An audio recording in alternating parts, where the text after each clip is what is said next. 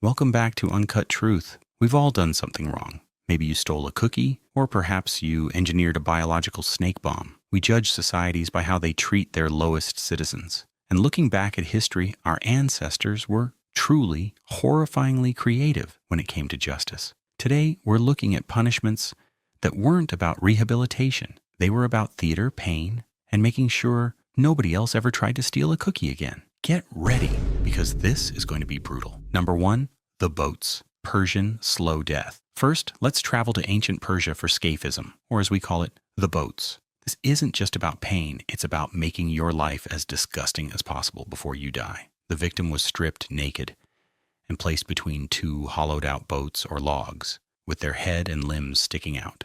They were then forced to ingest large amounts of milk and honey until they developed severe, instant diarrhea. Then they were left to float on a stagnant pond.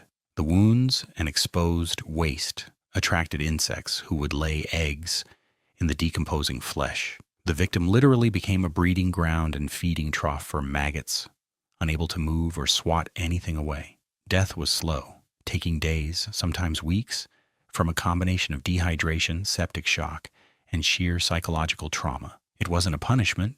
It was a deliberate, drawn-out act of turning a human body into a decaying biological terrarium. Number 2, the rat torture. Next up, we have the rat torture, popularized in various forms across Europe and later used by Dutch colonists.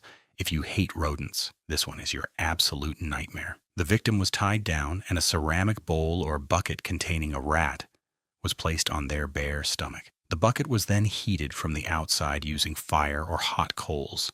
As the bucket heated up, the terrified rat, desperate to escape the heat, would burrow down. The only way out? Straight through the stomach and intestines of the victim. This tactic is a masterpiece of psychological warfare and primal fear. It's not a quick death, it's a slow, agonizing internal demolition. All because someone decided to boil a rat on your abdomen. Genius? Horrifying? Yes. Number 3, the Brazen Bull, the Greek cooking pot. Our final stop is ancient Greece, where they invented the Brazen Bull. This punishment makes being boiled alive seem merciful. It's exactly what it sounds like. A giant hollow bull made of bronze. The victim was locked inside the bull through a single latch. A fire was then lit beneath the bull, essentially turning the metal statue into an oven. But the most twisted part was the engineering. The bull's head had acoustic mechanisms, pipes and stops, that converted the agonizing screams of the person inside into sounds resembling the bellows of an actual bull. This wasn't just execution, it was entertainment. The executioner got a show, and the tyrant got to hear the agonizing death as an artistic display. It's a chilling reminder that sometimes the worst part of human cruelty is the desire to make it art. Number 4, Lingchi death by 1,000 cuts. Chinese justice. Let's move to Imperial China for Lingchi, often translated as death by 1,000 cuts, or the slow slicing. This method wasn't about speed, it was a philosophical statement about prolonged humiliation and pain. Lingchi was the highest penalty for crimes like treason or parricide. The condemned was tied to a wooden frame in a public setting. The executioner, who was a trained professional, mind you, would then begin the process of meticulously removing small pieces of flesh from the body. This wasn't a frenzy, it was a ritual. The goal was to remove specific parts, the chest, the thighs, the joints, while keeping the victim alive and conscious for as long as possible. The final fatal cuts would typically target the heart or the throat, but only after the person had endured a truly epic amount of pain and humiliation.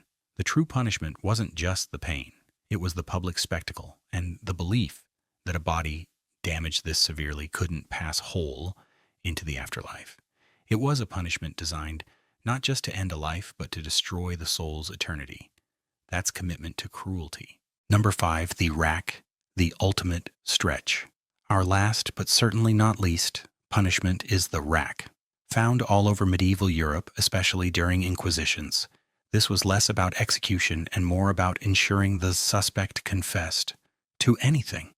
The victim was tied to a wooden frame. Their hands were fastened to a roller at the top, and their ankles were fastened to a roller at the bottom. As the rollers were turned, the victim's body was slowly, inexorably stretched.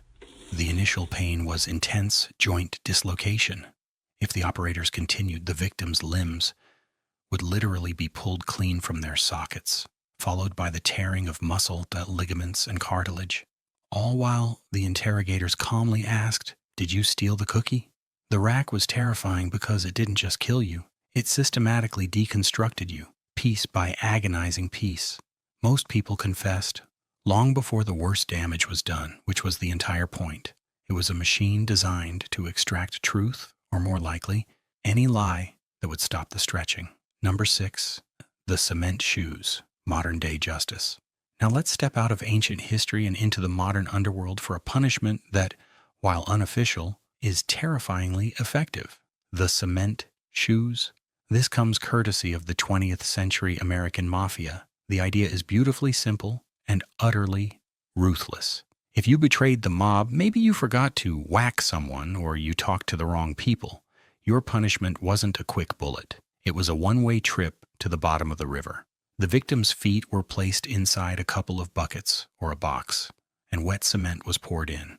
You were then left to stand there, waiting for the cement to dry.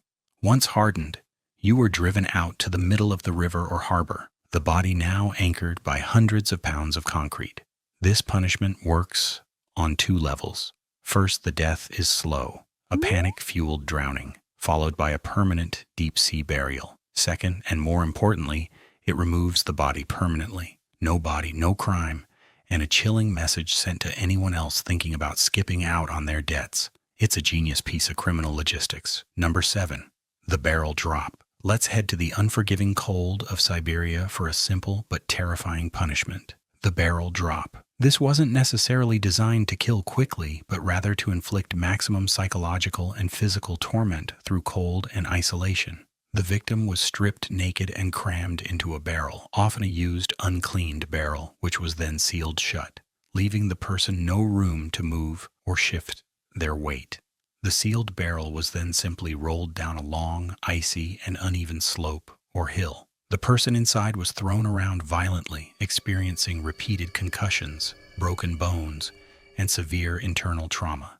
If they survived the fall, which was rare, they were often left at the bottom, naked, trapped, and broken, to die from exposure to the extreme Siberian cold.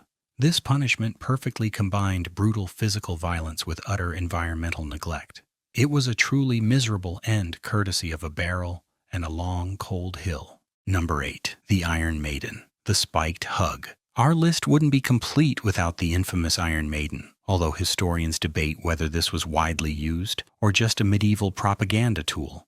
Either way, the concept is horrifyingly effective. The Iron Maiden was an upright iron cabinet, shaped vaguely like a woman, with doors that swung open. The inside was lined with dozens of sharp, long spikes, carefully positioned to injure, but not immediately kill, the person placed inside. The victim was forced inside. As the doors slowly closed, the spikes would penetrate the body. Because the spikes were strategically placed, they would avoid vital organs, ensuring the victim remained conscious and alive for hours, bleeding slowly and enduring incredible, inescapable pain. It's a punishment that combines claustrophobia, anticipation, and agonizing slow death. Even if it was mostly a myth, the idea of the Iron Maiden was powerful enough to enforce obedience across an entire continent. That's the true psychological weapon, the threat of the spike-lined hug.